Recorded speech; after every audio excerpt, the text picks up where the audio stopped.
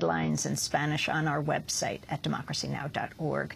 We turn now to the issue of enhanced security screening in airports across the country. The Transportation Security Administration's new body scanning technology is not mandatory for all travelers, but those who object to the full body scans are subject to, quote, enhanced pat-downs, extremely invasive manual checks. Civil rights activists argue these initiatives violate the Constitution, pose health concerns related to radiation exposure, and are insensitive to religious practices.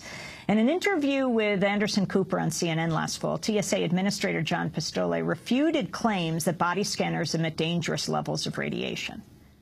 The radiation coming from those machines are equivalent to about 3 minutes worth of air travel by anybody, say, at 30,000 feet. So there's obviously naturally occurring radiation, and that's well within the established safety standards. The Electronic Privacy Information Center, known as EPIC, a Washington, D.C.-based advocacy group, has filed a lawsuit asking a federal judge to grant an immediate injunction to stop TSA's body scanning program. To discuss this issue, we go now to Washington, D.C. We're joined by Susie Castillo, an actress, a TV personality, former Miss USA. She was subjected to an enhanced body pat-down at Dallas Airport in April and has become a vocal critic of such security procedures. For her work on the issue, she's going to be honored tonight with a Citizen Activist Award that is presented by Ralph Nader at the EPIC Champion of Freedom dinner. We're also joined in Washington by Amie Stepanovich, National Security Counsel at the Electronic Privacy Information Center, who focuses on national security and domestic surveillance, has been involved in the lawsuit against the TSA's body scanning program. And Ralph Nader is on the phone with us, consumer advocate, corporate critic, former presidential candidate, who will be awarding Susie Castillo the prize tonight at the dinner. Susie, let's start with you. Talk about your experience. What happened to you in April? Well, I was traveling for work, Amy, and I was actually coming back home to, I live in Los Angeles, and, you know, as a host and an actress, I have to travel for work. You know, if I want to pay my bills, that's what I have to do.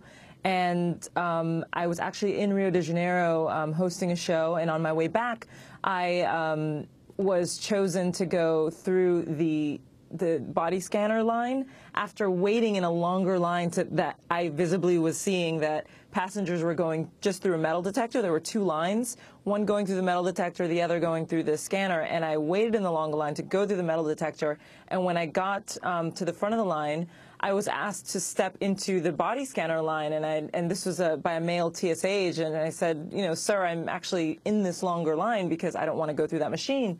And he said, well, you know, I'm asking you to step into this line now. You can opt out, but that means you're going to get a pat-down.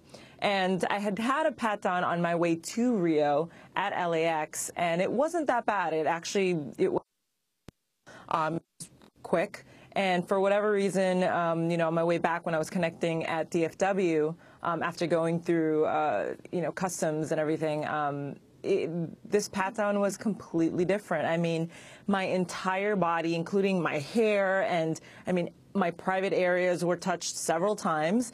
And, you know, all I can think of was the week before there was a video of a 6-year-old little girl that was being touched inappropriately by a TSA agent, you know, during her pat-down. And apparently her parents said that she burst into tears afterwards, and I was just so enraged because I do know my rights. I do know that it's a violation of our constitutional rights. And, you know, this woman, she was, like I said, the violation that one feels when when a stranger is touching you this way, when you know that you are a citizen of a country where you're supposed to be innocent until proven guilty.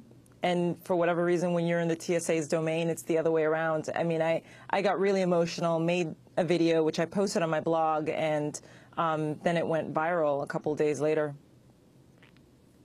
It's interesting. I had a very similar experience where everyone was going through the regular metal detector, and they chose me to step aside to go through the machine. And I said I didn't want to go through that machine. And it seemed extremely punitive what happened next. First of all, I had to wait for a very long time, and anyone who is late for a plane knows how distressing that is.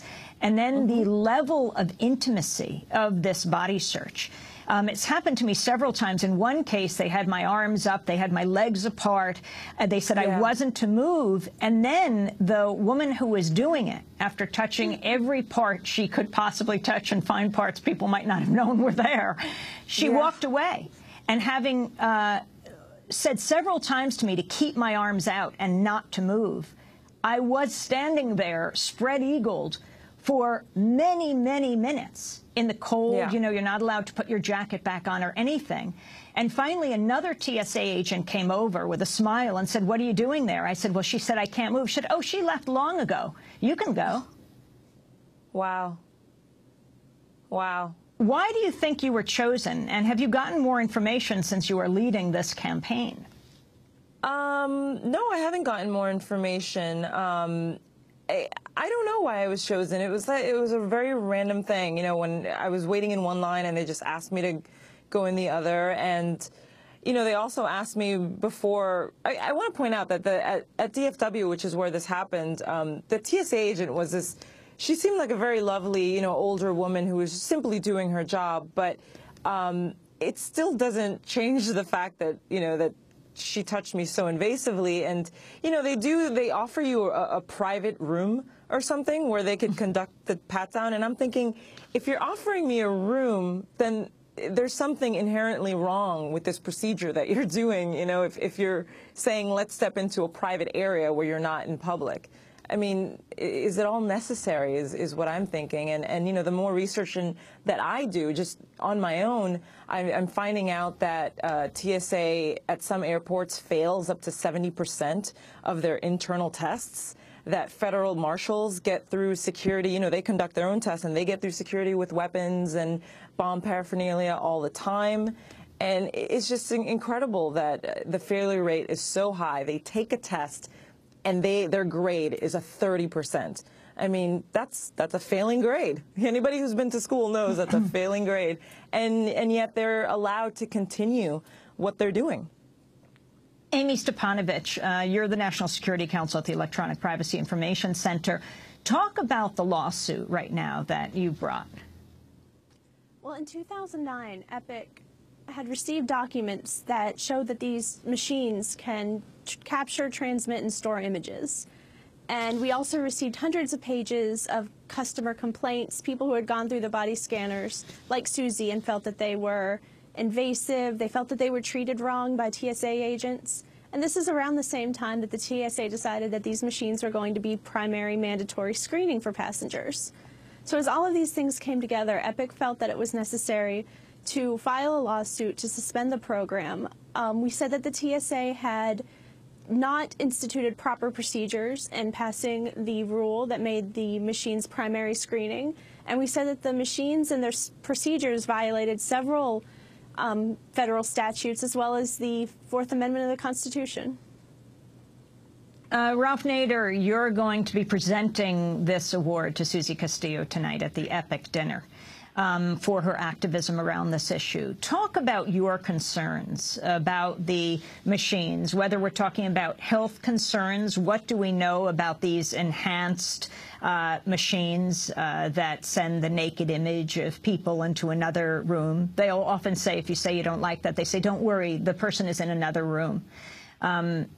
Talk about your concerns. Well, first of all, physicists have shown that the backscatter, which is the X-ray, there are two kinds of backscatter in a millimeter, expose people to twice as much as what the TSA had been telling the public.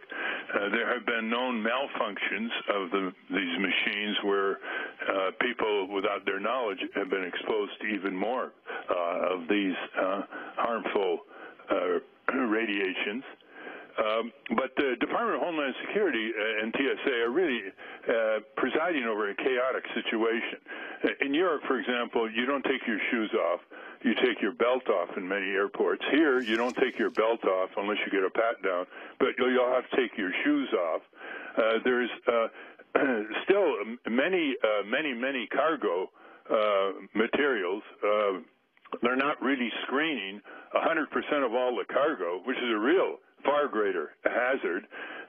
They were supposed to have finished that well over a year ago, and even that year ago deadline was delayed. So that's a big factor.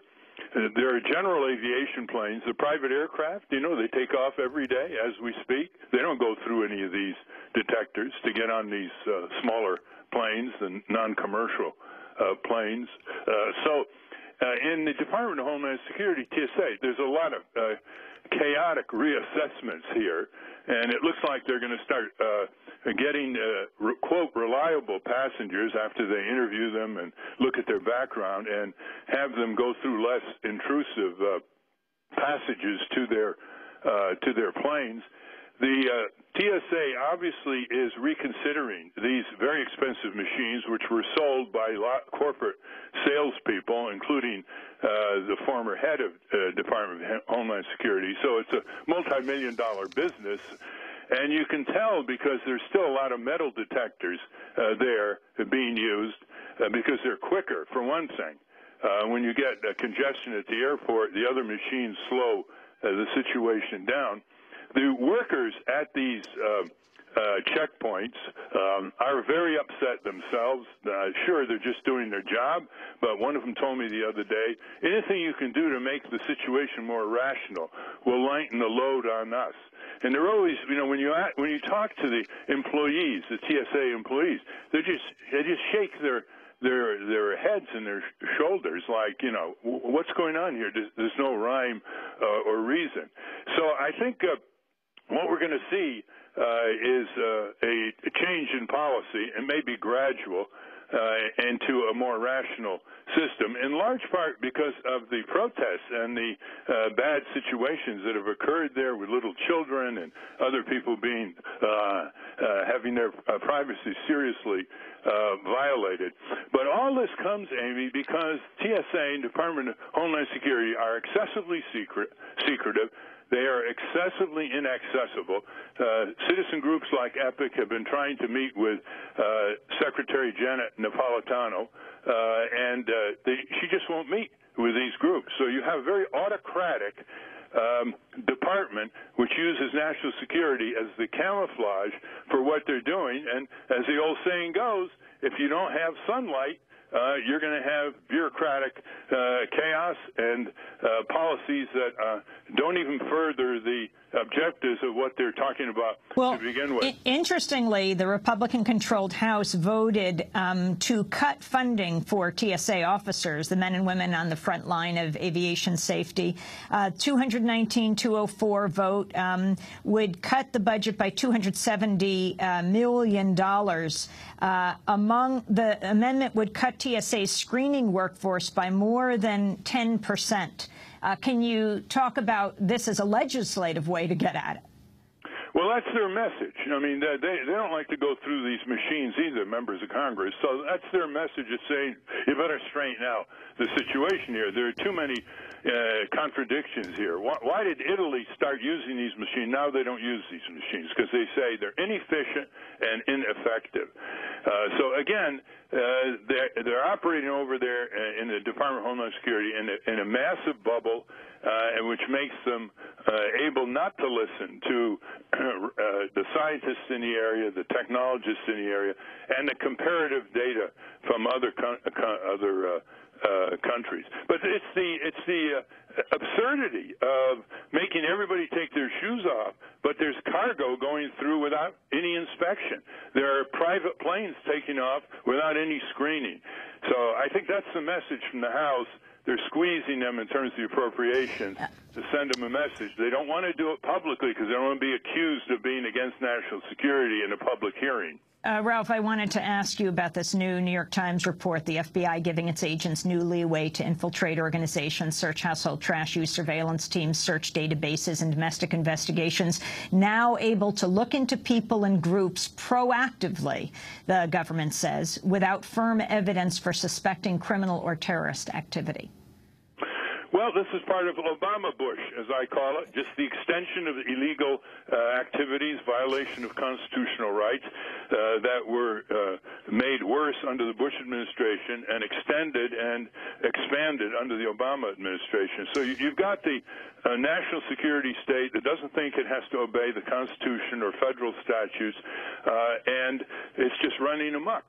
And that's going to lead to more and more abuses, more and more fear among people, more and more innocent people being accused inaccurately. And here we go again. And